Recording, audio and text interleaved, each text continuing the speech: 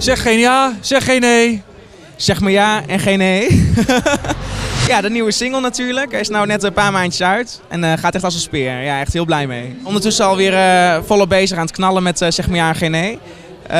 De clip natuurlijk volop te zien met TV Oranje.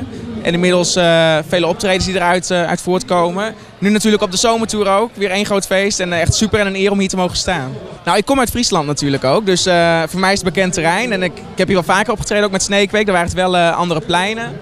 Maar ja, het is gewoon een en al gezelligheid. Een leuk publiek, veel publiek. Echt ja, genieten als je op het podium staat. Waarvoor ga je naar de Sneekweek? Is dat voor het feest, voor de vrouwen, voor de drank of voor...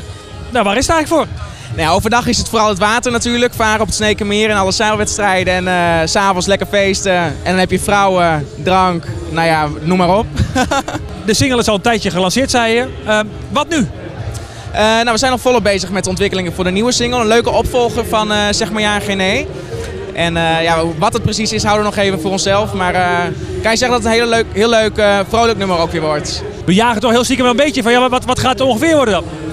Ja, toch ook weer lekker up-tempo. Wel een beetje catchy weer. Dus een beetje poppy, catchy. Gewoon lekker vrolijk, wat je lekker kan meedijnen. En ja, ik denk wel een verrassing ook voor mensen.